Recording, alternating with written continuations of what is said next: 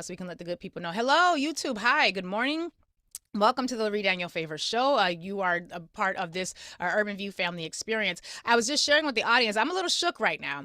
I'm a little shook because we just learned while I was in the middle of an interview with Monifa Bandele talking about this Supreme Court decision where the Supreme Court has basically allowed for racial profiling. The Supreme Court is now saying that nationwide stop and frisk is no problem, ain't no problem, ain't no problem. And we were talking about that. And in the middle of the conversation, we learned, and from Phil Lewis, a very credible source, that when it comes to that young man who we had talked about yesterday, Trey Reed, that young man at Delta State University in Mississippi who had been found hanging from a tree, what we learned during the middle of that interview, which completely, it threw me off my game. I had to pause. And our guest, Monifa, thankfully, she had the wherewithal to be able to take it on because I just needed a moment. But what we learned was that according to the reports, MississippiFreePress.org is reporting that even though that boy's body was found hanging from a tree, that is not what the police told his family. According to Phil Lewis, police officers told Trey Reed's family that he was found dead in a dorm room, according to the law firm representing the family. So what the family was then able to determine was that even though the police had said that that boy had been found dead in his dorm room, the family later finds out that Trey Reed was actually found hanging from a tree. So I've shared this story before. My heart goes out to this family. And I've shared this story before. I'm not spending a whole lot of time on this, but just briefly because it's Green Book time. It's Green Book time. And we actually, during the podcast, which will be out later today, I quoted to somebody who basically was like, it's Green Book rules all day, all over. Green Book, for those of you who are a little young, who may not know, there was a time when black people, there were these things called sundown towns. And if you was caught in that town when the sun went down, baby, you was not going to see the sunrise again. There were places that you could travel for miles and miles and miles that would never allow a black person to stay. So hotels you could not stay at, gas stations you could not fill up at. So if you're taking a long trip, and this is like in 20s, 30s, 40s, 50s, 60s, if you're taking a long trip and you need to travail through land that is going to be hostile to you, you had to have a guidebook. The Green Book was basically like black people GPS. Like, hey, man, you going through this state, you can stay at this hotel, but you got to go around to the back because if you come to the front, you might get shot. Or, hey, man, definitely avoid all of these towns over here. This is a hotel. If you can make it, you can get there and you might be able to fill up your gas in that gas tank too. It was basically black people's undercover stay woke roadmap. Like you got the McNally's roadmap. You had all these Atlas roadmaps that people used to have before we could print out directions or had a GPS system. But the Green Book was basically black people's roadmap for which communities would not kill you if you happen to make the mistake of driving through them. And so Green Book rules, as was noted by, hold on, I want to quote this sister because I believe in giving credit to where it is due. This is a sister who I saw this, who had put this out on Threads. Her name is that_Dr_J. And she says Green Book rules in effect. And this is, I don't care if you in Brooklyn, I don't care where you at. We're black. Pay attention. These are the rules. Always let somebody know where you're going and when you plan to arrive. Always. Just do it. Just be safe.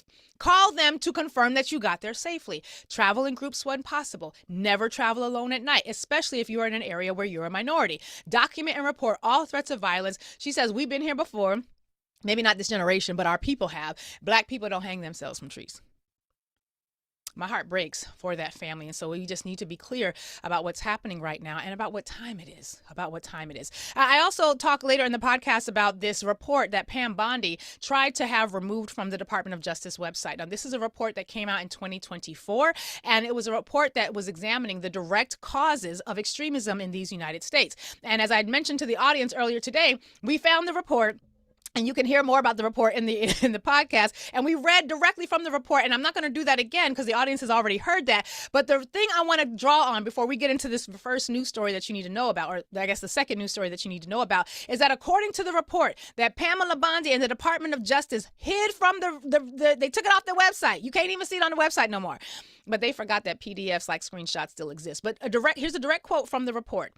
All of the extremist-related murders in 2023 were committed by right-wing extremists of various kinds, with 15 of the 16 killings involving perpetrators or accomplices with white supremacist connections. This is the second year in a row that the right-wing extremists have been connected to all identified extremist-related killings. What does that mean? What that means is when someone like me says that violent political extremism is a white nationalist problem that the Republicans need to deal with. They had the data that supported my statement. They have the data posted on the Department of Justice website that confirms, yes, Lurie Daniel Favors and the Reese Colberts and the Clay Canes and the Karen Hunters and all the people, the Dr. Carr, everybody who talks about, oops, sorry, that's my timer. Remind me I have to set my meter for my car.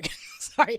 All the people who told y'all that right wing, that political violence and extremism was a right wing, white supremacist, white nationalist problem. The Department of Justice said it too. And they had a report that said it too. And it wasn't just in 2023 that this happened. It was 2 years in a row. The only extremist violence that we have had has been from white nationalist, right wing extremists.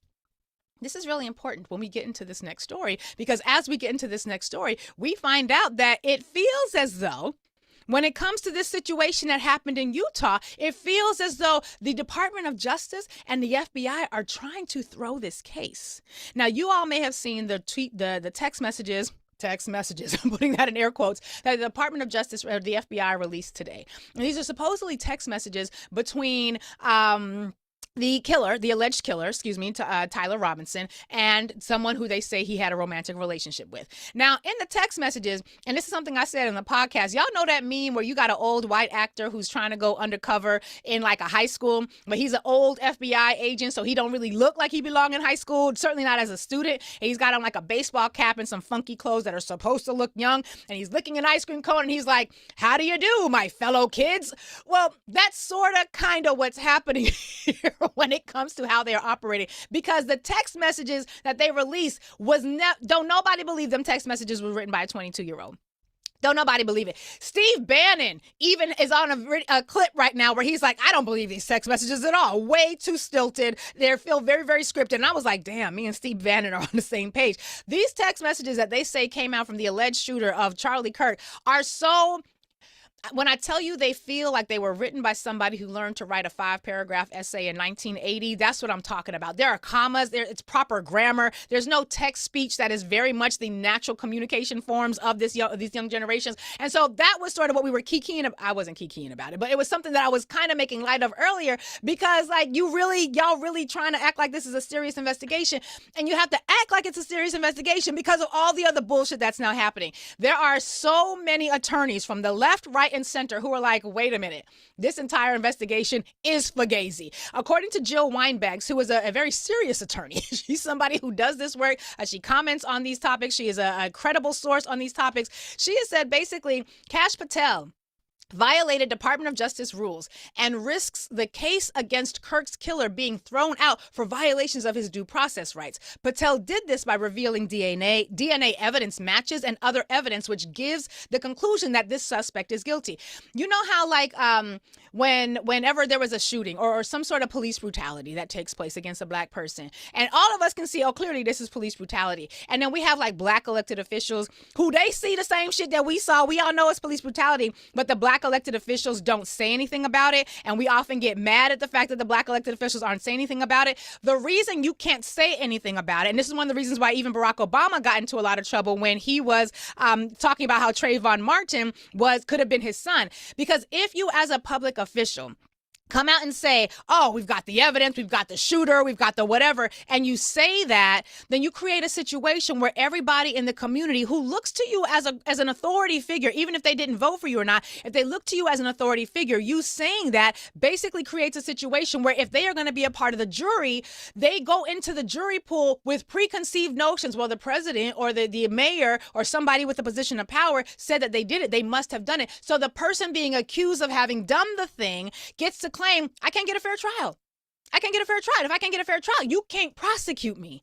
And so there are attorney alarm bells going off everywhere because it's like, wait a minute, are you serious about this? Now, I go into more in depth in this on the podcast, but there's a constitutional law expert by the name of Chris Ann Hall, and she laid this out beautifully in a way that really makes me think like, yo, what is happening right now? Chris Ann Hall, again, constitutional lawyer, says in all bold, all caps, is Utah trying to lose this case? She says, I just watched Utah prosecutor Jeff Gray publicly read aloud private text messages, interviews, and alleged confessions during a press conference before trial. And I'm doing it like that because it was all caps and bold. Before trial. About Utah versus Tyler Robinson. This is the Charlie Kirk shooting case. She says in all bold, he even referred to these items at the press conference as facts. Are you kidding me? I didn't say, are you kidding me? She said it because you can't do that. You're going to throw the case. And if you were not a white, entitled, and incompetent head of the FBI, if you were actually a DEI, a diversity, equity, and inclusion hire, which would mean you are so competent that white people's racism couldn't even keep you out of that position. If they were that instead of this, y'all, no attorney who is prosecuting a case would do this. You would not, and I know it's hard to make it make sense for people who have not gone to law school, who have not studied criminal law. You would never do this if you were serious about this prosecution. She says in her commentary, oversharing inculpatory evidence like this is a huge constitutional no-no. She says even the slap-on of a vague disclaimer like, we want a fair trial, the damage is already done. She goes on to say that the statements by Gray of, quote, we will not be speaking to the press during the trial after you've already read the actual testimony and evidence that has not been vetted by the court. She says it is a lame and empty attempt to cover this massive violation of due process, of the Fourth Amendment, of the Fifth Amendment. It's a violation of the presumption of innocence and the integrity of the entire case. She says this is not just an error in strategy. This is a potentially legally destructive action because what the defense attorneys are now going to do, she says, is they're going to file motions to suppress tainted jury pools. They're going to file motions to request sequestration or gag orders. They're going to move for a change of venue. They're going to seek to exclude evidence due to taint or even mistrial. And if you have to exclude the evidence, where you going to do with them bullet casings? If you got to exclude evidence, can the gun even come in? Can the DNA on the towel that was wrapped around the gun even be entered into evidence now that you done tainted it? Because if I were running a case like this as a diversity, equity, and inclusion hire, which means, again, I'm overly qualified, I could never. She then goes on to cite actual Supreme Court decisions that are directly on point. This is not like an interpretation dispute. This is case law. This is long-standing, and these are not federal charges. They're state charges. They fucked up. They fucked up a lot. A lot. They fucked up a lot. So we're in this weird situation right now where when prosecutors prematurely label contested materials as evidence, there are cases directly on point. Shepard versus Maxwell, the attorney goes on to say, supports the position that such conduct endangers the fairness of the trial and may warrant judicial intervention or even a reversal of conviction. Wow. So we'll continue to have to follow this case, mainly because of this. Why would the FBI, why would Kash Patel, why would the prosecutors do this? Like, this is, if I were teaching in a law school classroom, I would take this entire experience as an example of what you simply cannot do it. It doesn't work. You can't do it. But we'll have to continue to wait and see because it's not good. This is a problem. Another thing that's a problem is the economy. And listen, Wednesday seems to be our wealth days or lack of wealth days because we keep getting these economic news clips coming out on the economy.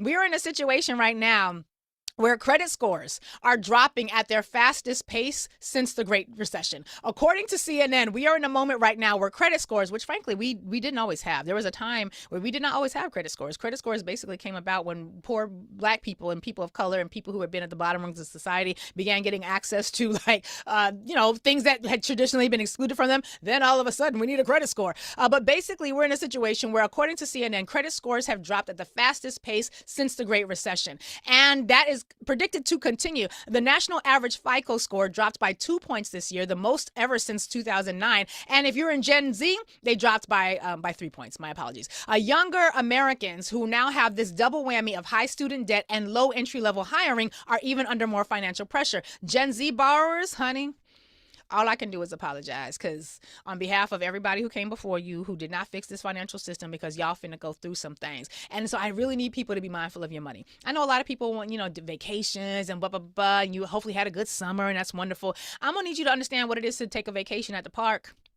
I'm gonna need you to understand what it is to hold your money. And this summer or this winter, we ain't gotta do all this crazy injection into the American economy of dollars and buying all this stuff that's gonna be extra price because of tariffs. You better buy black. You better be, if everybody it's Kwanzaa. all from December 24th until January 1st. We ain't going to wait till Kwanzaa to start after Christmas. Christmas going to have a Kwanzaa feel to it because I need y'all to hold your money.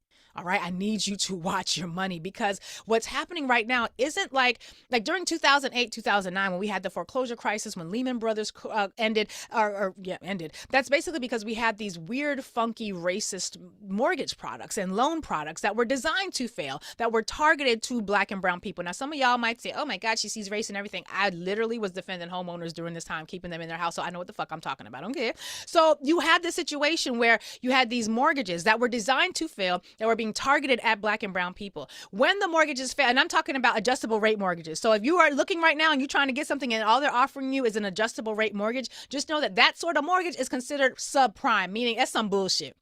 It's some bullshit because what's going to happen is when the interest rates adjust up, you're going to have to pay more money for the very same asset. And so what was happening in 2008, 2009 had been years prior to that of people getting these funky, weird-ass mortgages that the banks knew people could not afford, but that the people were being told by the banks and the lawyers that they could, which ended up really with Black and brown communities losing 50% of our collectively held wealth. So when I tell you to hold on to your money, I'm serious about that. But basically, they would take these mortgages, which again, designed to fail, they would bundle them up in this weird thing called mortgage-backed securities. Honey, you don't need to know all these details. Just know it was basically fugazi ass people being fugazi ass with the money. And they would package all of these mortgages together and then they would sell them on the secondary and tertiary market. What that basically means is when their mortgages fell, everybody who had bought them mortgages and they weren't following paperwork, they weren't doing what they were supposed to do. They really created a situation that was awful. It triggered all of these other things. The credit markets froze. People's lines of credit were getting frozen. It was a really, really, really tough time. I think it's coming back. I think we are preparing for it to come back. But what's sad about this moment is that it doesn't have to be this way. It didn't have to be this way at all. In fact, this is the only time in my lifetime that something like this has happened purely because of a bad decision that somebody at 1600 Pennsylvania Avenue decided to make. I want you all to take a listen to this clip. This is Justin Wolters, and he's talking with Mehdi Hassan on MSNBC about this very issue. Let's take a listen. Yeah, so this is the only time it's happened in yours or my lifetime, which is that we're on the cusp of a recession, and the cause is not some external factor. Nope. It's not a war. It's not an oil price change. It's not the weather. It's Donald 1600 Trump. Pennsylvania Avenue. It's Donald Trump. It's Trump and it's Trumpism. That's right. And all the elements drawn together. This is a moment that doesn't have to be. It didn't have to be this way. The people right now feeling that uncertainty in the pit of their stomachs. They're not sure whether they're going to find a job. They're worried whether they'll keep their job. They're not sure they see wage rises keeping up with the tariff hikes coming up. It didn't have to be this way. But it is.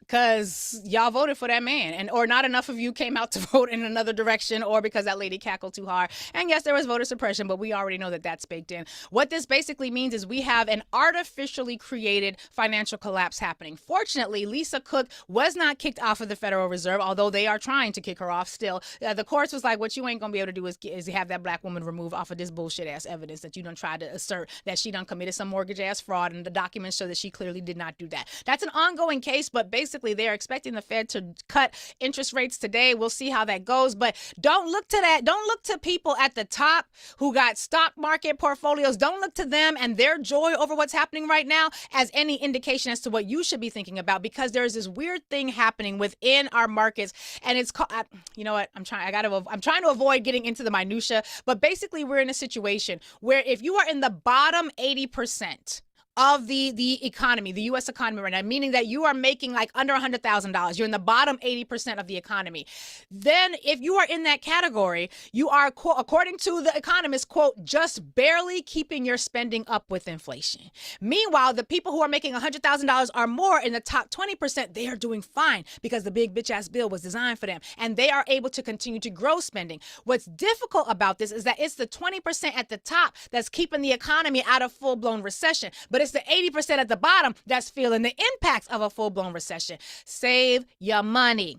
Okay, I'm going to need you to save your money. If you have the ability to talk to your family right now, start talking about your budgets, your household budgets. Let them see you, how much you spend on this, that, and the other. And I know we got a whole thing with secrecy in our household. We don't like talking about money. I get it, but that's why a lot of us start off broke. We pass down financial ignorance as opposed to financial wherewithal, and we pass down bills instead of assets. And so if we're in a situation or that's what's happening, we need to be clear about the impacts that this can have. Now, what's interesting about this is that this is not just, obviously, it's not just impacting the Democrats. We have seen Republicans who are also dealing with the fact that they ain't got no money in some very interesting ways. There was a state level case, a delegate case in Manassas, Virginia, and there's a GOP candidate, Chris Stone, who is running for this race, and he was Prince Williams County, excuse me.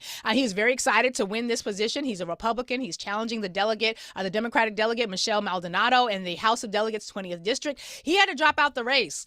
There's a white man who was supported by the GOP. He had to drop out the race because he had to get a job. I'm not laughing at the fact that he had to get a job, but I am laughing that the GOP is also now suffering and being victimized by the very same policies that they had no problem exerting onto other people. And when you look at what's happening at the heartland, we're really starting to see this. Now, I want you all to take a listen to this clip.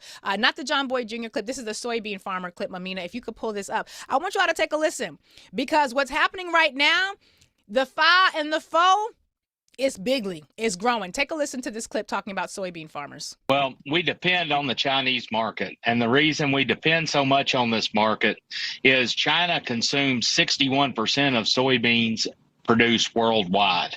The rest of the world is 39%. Of the soybeans that American farmers produce, 25% currently have been going to China. And right now, we have zero sold for this crop that's starting to be harvested right now. So it's a 5-alarm fire for our industry that 25% of our total sales is currently missing. And right now, we are not price competitive with Brazil due to the retaliatory tariffs that are in place. Our prices are about 20% higher, and that means that the Chinese are going elsewhere because they can find a better value. And the American soybean farmers and their families are suffering. There's 500,000 of us that produce soybeans. Wow. And we desperately need markets, and we need opportunity, and we need a level playing field so we can compete, because we grow a great product, but we have to be price competitive as well. And there's an artificial barrier that is built with these tariffs that makes us not be competitive. That's a shame. That's a real shame. Who'd you vote for, though? Farmer Joe?